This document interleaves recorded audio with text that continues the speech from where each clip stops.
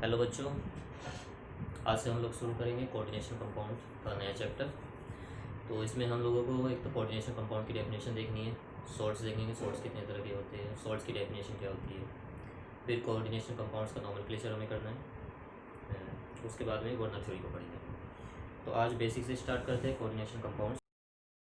जान लेते हैं कि सॉल्ट्स क्या होते हैं। तो सॉल्ट्स में बात करें तो एक तो होता है सिंपल सॉल्ट, सिंपल सॉल्ट। तो सिंपल सॉल्ट क्या है? ऐसा सॉल्ट जो कि आयनाइज होने पर या आयनित होने पर या किसी सॉल्वेंट में घोले जाने पर सिर्फ एक ही तरह के कैटायन और एक ही तरह के एनायंस दे, एक ही तरह के धनायन दे या फिर एक ही तरह के ऋणायन, तो उसको बोला जाता है सिंपल सॉल्ट। जैसे कि NaCl, तो NaCl को जब आयनाइज किया जाता है तो ये बनाता है एक Na+, तो एक कैटायन है, और Cl-, तो ये एक एनायन। तो एक ही तरह का कैटायन मिल रहा है यानी कि सोडियम आयन, और एक ही तरह का एनायन मिल रहा है यानी कि क्लोराइड आयन। तो ये हमारा हो गया सिंपल सॉल्ट। इसकी जगह पे MgCl2 लिया जा सकता है, तो ये भी आयनाइज होकर एक बनाएगा Mg+2 आयन, और दो ये बनाएगा क्लोराइड आयन। यहाँ पर सिर्फ एक ही तरह का कैटायन हमको मिल रहा है और ये एक ही तरह का एनायन हमको मिल रहा है। क्लोराइड आयन दो तो है लेकिन सभी का जो नेचर है दोनों का वो सेम ही है। या फिर CaCl2, तो इसको भी जब ब्रेक कराते हैं तो एक ही बनाएगा Ca+2 आयन और दो क्लोराइड आयन। तो ये सभी आते हैं सिंपल सॉल्ट के। तो सॉल्ट क्या है? सॉल्ट वो होता है जो कि एसिड या फिर बेस के आपस में मिलने से बनता हो। जैसे HCl, इसकी रिएक्शन करा दी किसी स्ट्रॉन्ग बेस के साथ NaOH, तो उससे क्या बनता है? यहाँ पर होती है डबल डिस्प्लेसमेंट रिएक्शन, NaCl और प्लस H2। इसको बोलते हैं उदासीनीकरण अभिक्रिया, न्यूट्रलाइजेशन रिएक्शन, उदासीनीकरण अभिक्रिया या न्यूट्रलाइजेशन रिएक्शन।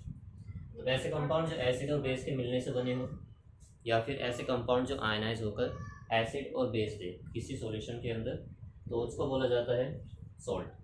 तो जैसे NaCl सॉल्ट हो गया, MgCl2 ये एक सॉल्ट हो गया, CaCl2 ये एक सॉल्ट हो गया। ठीक, सिंपल सॉल्ट। उसके बाद डबल सॉल्ट। सिंपल तो वे थे जो कि सिर्फ एक ही तरह के कैटायन या एक ही तरह के ऋणायन देते हैं।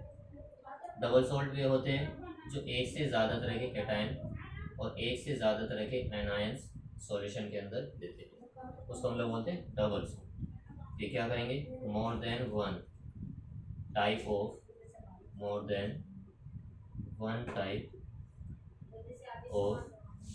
Cation, more than one type of cation और एनायन। तो ऐसे सॉल्ट जो आयनाइज होकर एक से ज़्यादा तरह के कैटायन या एक से ज़्यादा तरह के एनायन दे, उसको हम लोग बोलते हैं क्या? Double salt. फॉर एग्जांपल फिटकरी या पोटाश एल, फिटकरी या पोटाश एल, ठीक है, ये डबल सॉल्ट होता है। फॉर्मूला इसका होता है K2SO4 dot Al2SO4 whole thrice dot H2। ये होता है पोटाश एलम या फिटकरी का फॉर्मूला। तो जब हम इसको आयनाइज करते हैं, आयनाइज देख लो कैसे करेंगे। K2SO4 है डॉट Al2SO4 होल थ्राइस और डॉट 24H2। तो जब इसको हम आयनाइज करेंगे तो ये आयन में टूटेगा, ये वाला सॉल्ट, ये दूसरा वाला सॉल्ट ये भी आयन में टूट जाएगा और ये वाटर के मॉलिक्यूल अलग हो जाएंगे। तो पोटेशियम टूटेगा तो ये बनाएगा 2, जो यहाँ पे नीचे नंबर होता है वो लेफ्ट साइड में आ जाता है। साथ में बनाएगा सल्फेट आयन SO4 2-। चलिए K2SO4 को ब्रेक करा लिया, उसके बाद एल्यूमिनियम सल्फेट ब्रेक कराएंगे। जो नंबर नीचे है वो इसके लेफ्ट साइड में लिखेंगे, तो 2Al, और Al पे आ जाएगा यहाँ पे +3 चार्ज। कैसे आएगा? जितना यहाँ पे नंबर होता है उतना ही चार्ज यहाँ पर कैटायन पे आ जाता है। तो 2Al +3 साथ में 3 सल्फेट आयन और 24H2। तो यहाँ पे हम देख रहे हैं कि हमें जो कैटायन है वो एक से ज़्यादा तरह के मिल रहे हैं। एक तो मिल रहा है हमें पोटेशियम आयन, तो ये भी एक कैटायन है, और एक मिल रहा है एल्यूमिनियम आयन, तो ये भी एक कैटायन है। तो जहाँ पर एक से ज़्यादा तरह के कैटायन या एक से ज़्यादा तरह के एनायन मिले, उस सोल्ट को बोला जाता है डबल सोल्ट। और इसके एग्जांपल है पोटाश एलम और एक होता है मोहर सोल्ट, तो वो भी इसी का एग्जांपल है। तो ये थे हमारे सोल्ट्स के टाइप। इसके बाद हम देखेंगे कॉम्प्लेक्स सोल्ट। एक बार रिवाइज कर लेते हैं कि सोल्ट क्या है। सोल्ट कोई भी ऐसा कंपाउंड जो एसिड या बेस के मिलने से बना हो, उसको हम लोग बोलते हैं सोल्ट।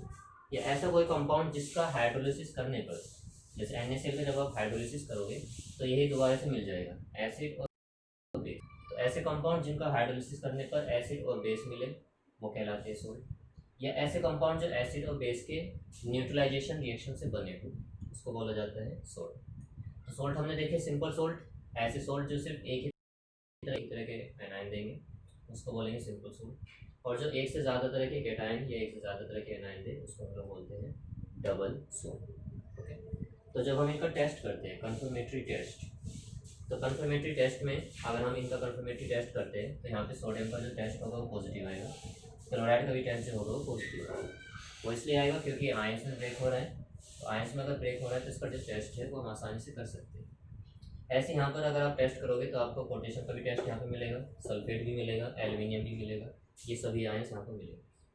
ये इसलिए बता रहा हूँ क्योंकि जो कॉम्प्लेक्स कंपाउंड होते हैं जो हम आगे पढ़ने वाले हैं, उसमें जो ब्रैकेट होता है जिसको हम लोग कॉर्डिनेशन स्फीयर बोलते हैं, तो उसके अंदर के जितने भी एलिमेंट्स होते हैं वो आयंस में ब्रेक हो जाते हैं। तो उसके अंदर जो भी एलिमेंट्स होंगे वो कन्फर्मेटरी टेस्ट नहीं देंगे किसी भी एलिमेंट का। इसको रफ करके उसी को पढ़ते हैं। हमारा मेन टॉपिक वही है कॉम्प्लेक्स कंपाउंड या कॉम्प्लेक्स सोल्ट। कॉम्प्लेक्स सोल्ट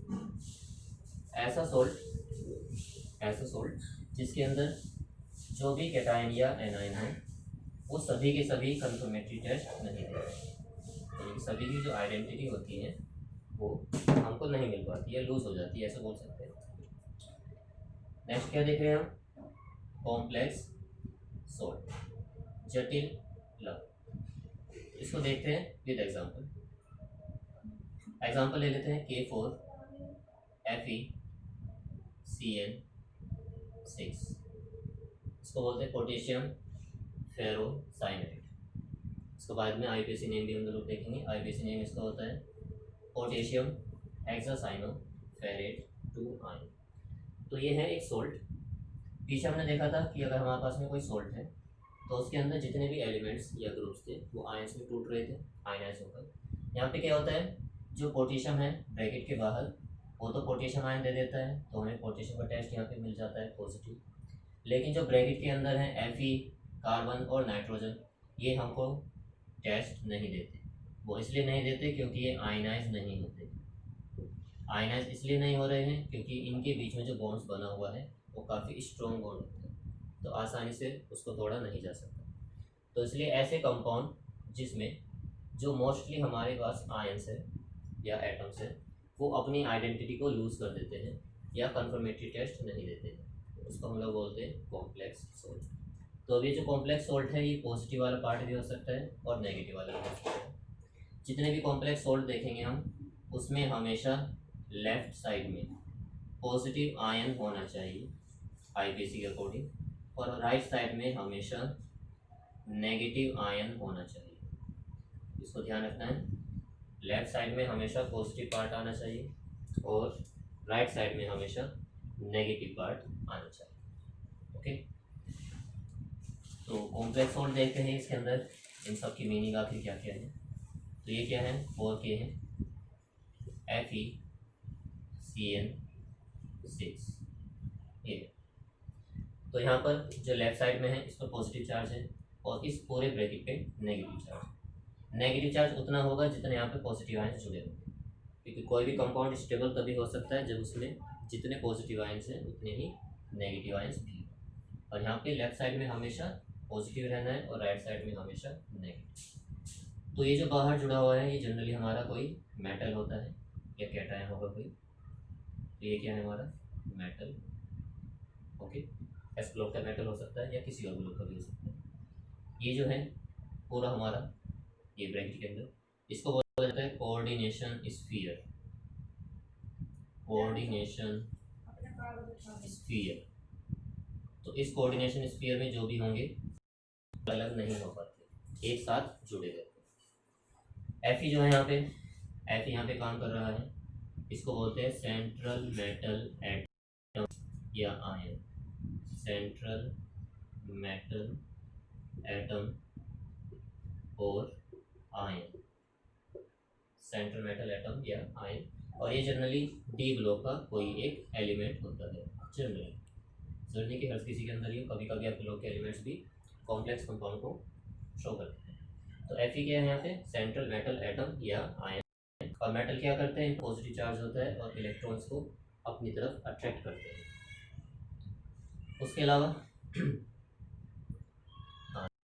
तो इलेक्ट्रॉन्स को डोनेट करते हैं, मेटल जो होते हैं इलेक्ट्रॉन डोनेट करते हैं, पॉजिटिव चार्ज होते हैं।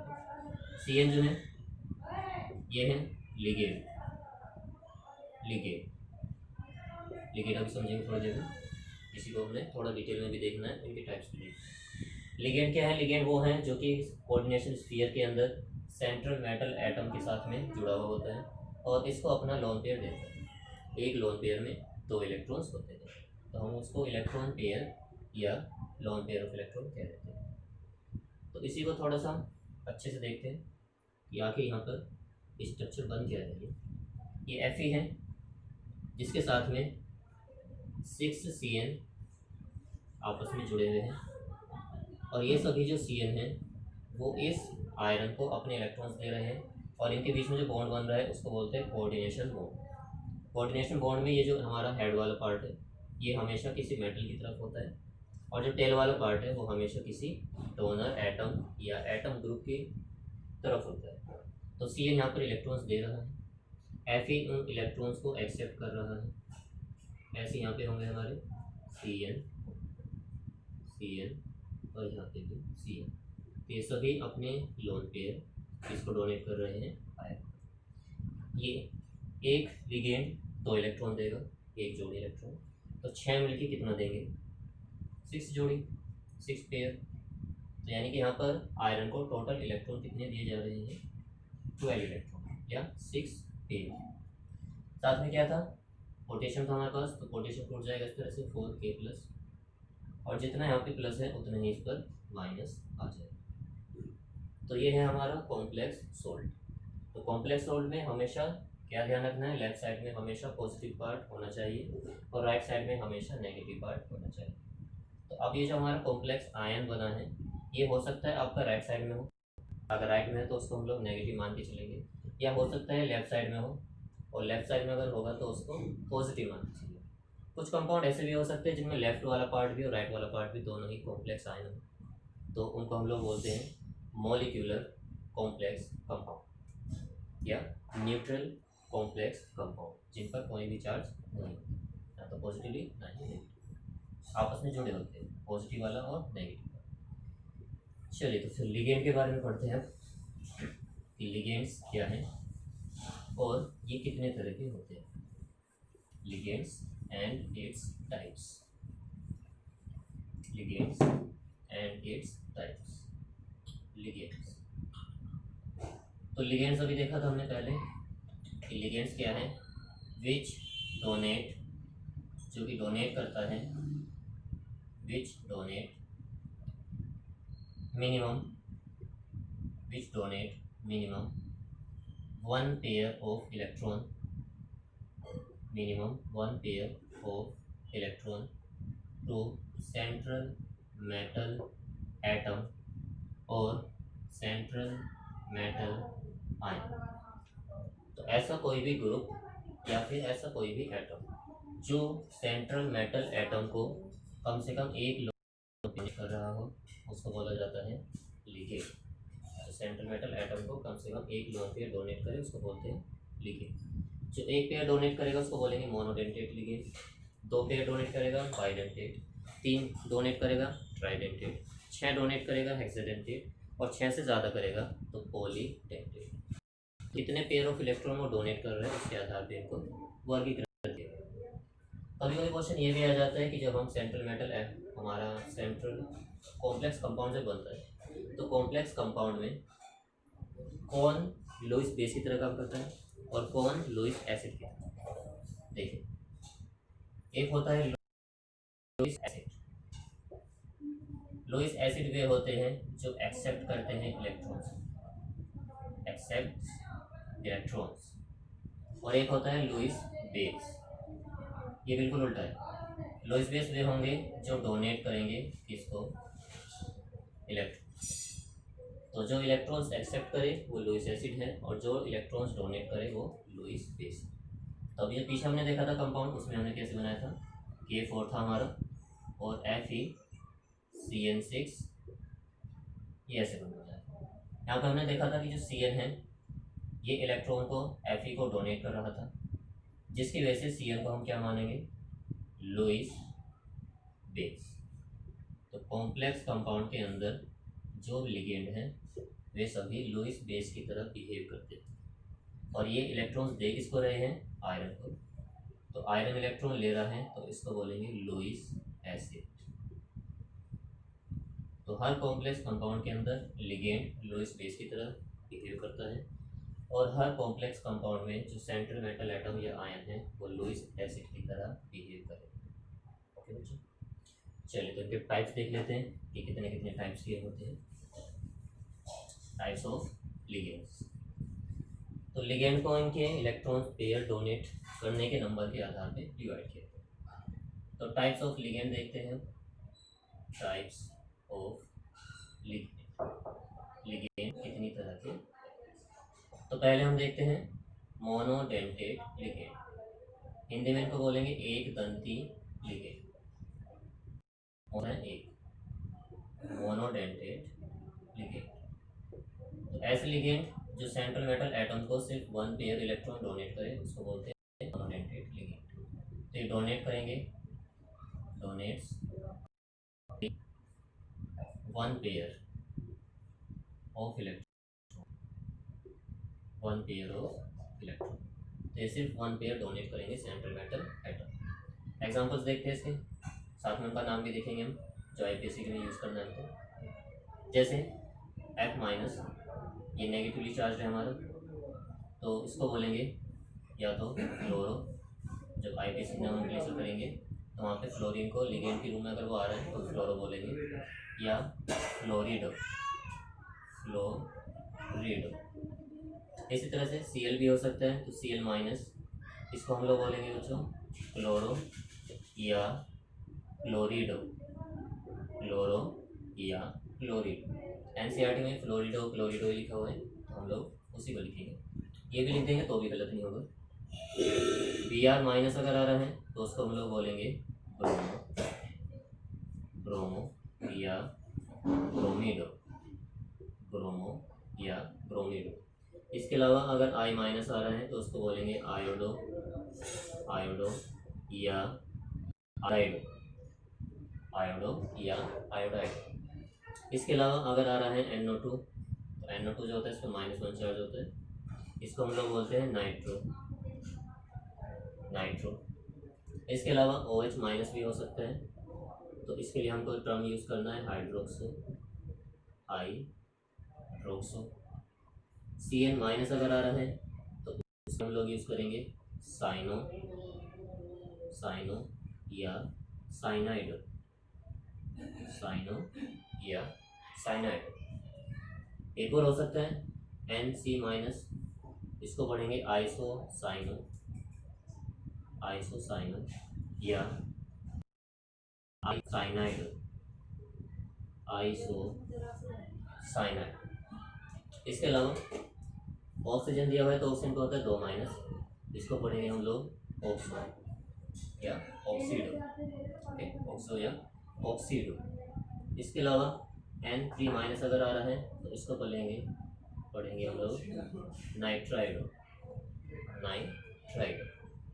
और देखते हैं N3- हो गया। इसके अलावा अगर आ जाता है हमारा क्या, N3- सल्फेट, SO4 आ गया हमारा, 2- होता है, इसको पढ़ेंगे सल्फेटो, सल्फेटो, सल्फेट। या फिर फॉस्फेट अगर आ गया PO4 3- तो इसको पढ़ेंगे फास्फेटो, फास्फेटो, ओके।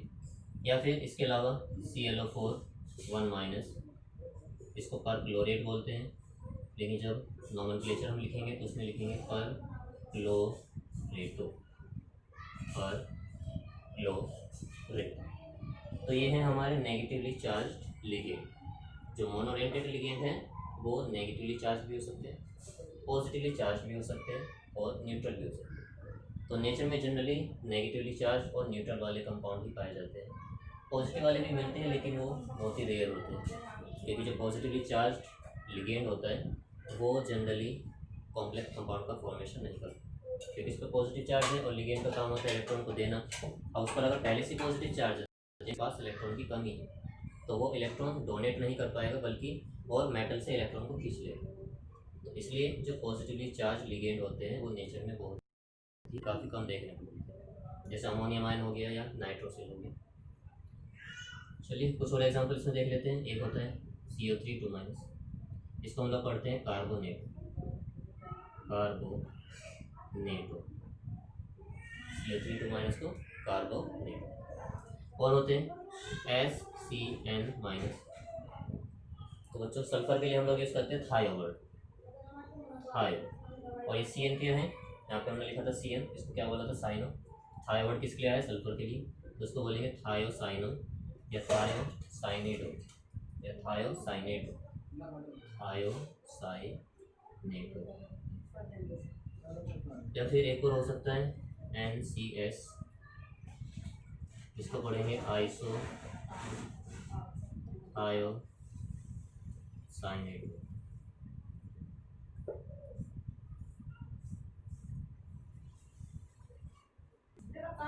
तो ये है बच्चों हमारे नेगेटिवली चार्ज मोनोडेंटेट लिगेंड।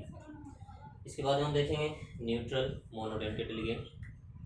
तो इसको रख करते हैं न्यूट्रल मोनोडेंटेट लिगेंड।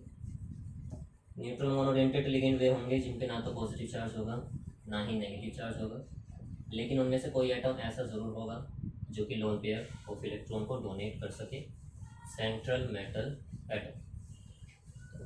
उनको देखते हैं न्यूट्रल मोनोडेंटेट लिगेंड। जैसे H2O, इसको IPC नॉमेनक्लेचर जब करेंगे तो इसको हम लोग बोलेंगे एक्वो। NH3 अमोनिया होता है तो इसको हम लोग बोलेंगे एमीन, AMMINE, एमीन।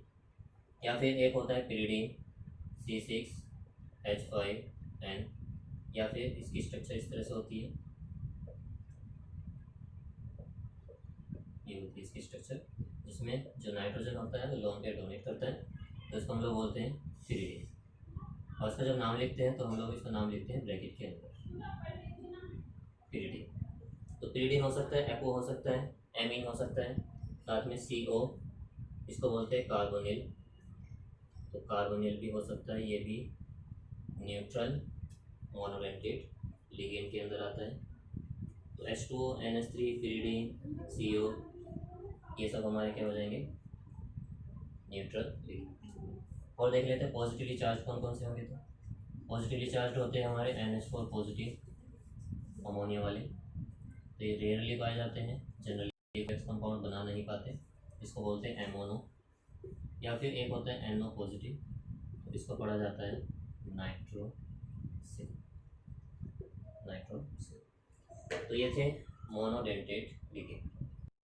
होंगे जब हम लोग एग्जांपल करेंगे, इसके नॉमेनक्लेचर करेंगे, वहाँ पर इसको देखेंगे। चलिए देखते हैं बाइडेंटेट लिगेंड, बाइडेंटेट लिगेंड। इससे पहले देखे थे जो एक पेयर डोनेट कर रहे थे, अब देखेंगे जो दो पेयर डोनेट करेंगे। तो जो दो पेयर डोनेट करेगा उसको हम बोलेंगे बाइडेंटेट लिगेंड, बाइडेंटेट लिगेंड। तो donates two pair of electrons, donate two pair of electron.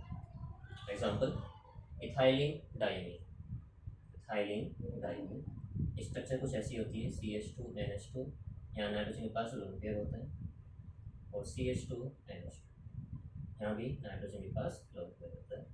क्या बोलना है इसको, इथाइलिन डाइमीन,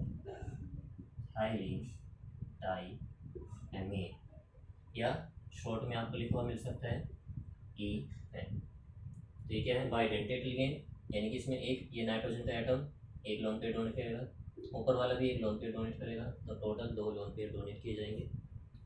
दोनों के दोनों जो पार्ट है, ऊपर वाला हाफ पार्ट और नीचे वाला हाफ पार्ट दोनों सेम है, तो इसका मतलब बोलते हैं symmetrical bidentate ligand, symmetrical bidentate ligand. इसके अलावा एक और होता है जिसको बोलते हैं ऑक्सिलेट, ऑक्सिलेट।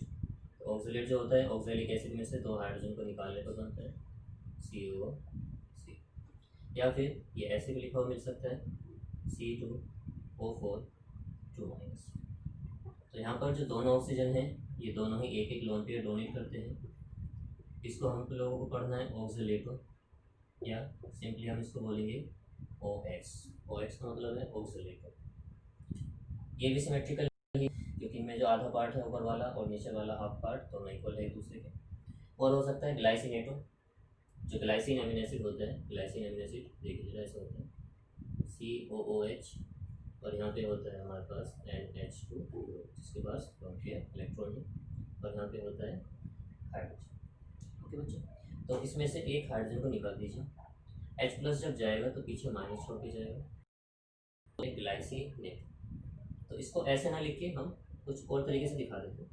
इसको मान लीजिए हम ऐसे लिख लेते हैं कि NH2 फिर क्या है हमारा CH2 और फिर क्या है COO-। तो इसको क्या पढ़ना है बच्चों, ग्लाइसिनेटो, और शॉर्ट में GL। तो इसमें से दोनों ऊपर वाले पार्ट और नीचे वाले पार्ट जो होते हैं सेम नहीं होते, तो ये अनसिमेट्रिकल बाइडेंटेट लिगेंड कहलाता है, अनसिमेट्रिकल बाइडेंटेट लिगेंड।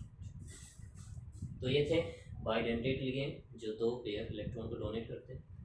अब हम देखते हैं ट्राइडेंटेट लिगेंड जो 3 पेयर ऑफ इलेक्ट्रॉन को डोनेट करें। चलिए देखते हैं 3 pair of electron, tridentate ligand, tridentate ligand, त्रिदंती लिगेंड, डोनेट्स 3 पेयर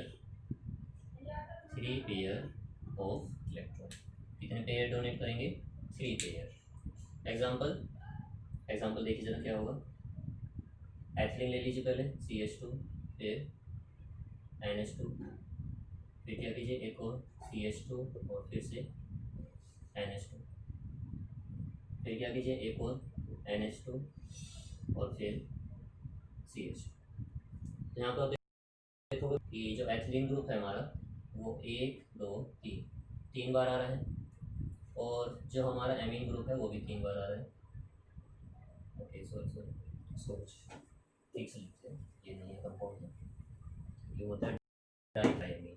देखो CH2 और फिर लिखिए CH2, उसके बाद में NH, फिर से CH2 और फिर से NH2, डाइथाइलिन ट्राइड। तो यहाँ पर हमारा हो जाएगा फिर ये NH2 रहना है यहाँ पे, NH2। हाँ तो बच्चों डाइथाइलिन ट्राइमीन, इसकी स्ट्रक्चर ये होगी, 2 इसमें एथिलीन है CH2 और एमीन ग्रुप 3 बार आ रहा है 1 2 3, और तीनों ही एनोइन ग्रुप में जो तीनों नाइट्रोजन है वो 1 पेयर इलेक्ट्रॉन देंगे, टोटल 3 पेयर ऑफ इलेक्ट्रॉन देंगे, नाम होगा इसका डाइथाइलिन ट्राइमीन। कुछ और होते हैं जिनको बोलते हैं पॉलीडेंटेट लिगेंड, जो 3 पेयर से ज़्यादा इलेक्ट्रॉन्स देते हैं उनको बोलते हैं पॉलीडेंटेट लिगेंड, और ये क्या करेंगे, more than 3 pair of electron को डोनेट करेंगे, more than 3 pair of electron को डोनेट करेंगे। एग्जांपल EDT देखिए, इथाइलिन, पहले इथाइलिन बनाइए, इथाइलिन बना दिया, उसके बाद 2 नाइट्रोजन। अब जो नाइट्रोजन है हमें पता है 3 बॉन्ड बनाता है, एक ऑलरेडी पीछे की तरफ बना रहे हैं, दो तो यहाँ पे बना। इन चारों में जोड़ दीजिए एसीटेट ग्रुप को, CH2CO माइनस, CH2CO माइनस, ऐसे यहाँ पे CH2CO माइनस और CH2COO माइनस। तो यहाँ पर जो हमारे पास में नाइट्रोजन है ये भी लोन पेयर देगा, साथ में जितने भी हमारे पास ये ऑक्सीजन है 4 ऑक्सीजन, तो ये भी एक एक लोन पेयर को डोनेट करते हैं। तो ये एग्जांपल एक हेक्साडेंटेट लिगेंड, इसको हम लोग बोलते हैं शॉर्ट में EDTA, और ये नोमेनक्लेचर में ब्रैकेट के अंदर लिखा जाता है। फुल फॉर्म क्या है इसकी, एथिलीन, जहाँ CH2 ग्रुप आता है 2 बार, उसको हम लोग पढ़ते हैं एथिलीन। डी का मतलब है डाई एमीन, टेट्रा माने 4, एसीटेट, क्योंकि यहाँ पे 4 एसीटेट ग्रुप आ रहे हैं तो इसलिए इसको बोला गया है एसीटेट। ठीक है, इथाइलिन, फिर डाइअमीन 2 बार और 4 बार एसीटेट आ रहा है, तो इथाइलिन डाइअमीन टेट्रा एसीटेट। और एग्जांपल है हमारा हेक्साडेंटेट लिगेंड, ओके। उसके बाद में एक और बचता है ट्राइडेंटेट और पॉलीडेंटेट के बाद एक तरह के लिगेंड और होते हैं जिनको हम बोलते हैं एम्बीडेंटेट, उभय दंती लिगेंड। ये वे लिगेंड होते हैं जिनमें आपस में एक्सचेंज करके, मतलब कभी पहला वाला आइटम इलेक्ट्रॉन डोनेट कर सकता है या कभी दूसरा वाला। जैसे तो अगला हमारा क्या है, फिफ्थ पार्ट, एम्बीडेंटेट लिगेंड,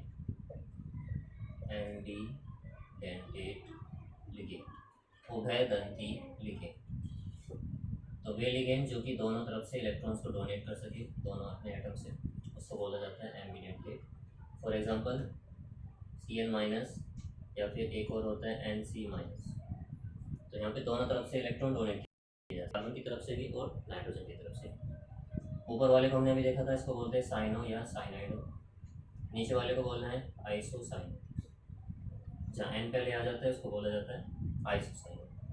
और हो सकता है एक होता है हमारा NO2, NO2 को ऐसे दिखाते हैं, ये NO2 है, इसको पढ़ा जाता है नाइट्रो, और एक NO2 ये होता है, इसको पढ़ते हैं नाइट्राइट। तो ये दोनों एक दूसरे के एम्बीडेंटेट लिगेंड है, ये दोनों भी एम्बीडेंटेट लिगेंड है। इसके अलावा और भी हो सकते हैं, जैसे SCN माइनस, तो इसको पढ़ेंगे S के लिए थायो और CN के लिए साइनो, तो आइसोसाइनेट, या फिर ये ऐसे भी हो सकता है NCS माइनस, तो आइसोथायोसाइनेट।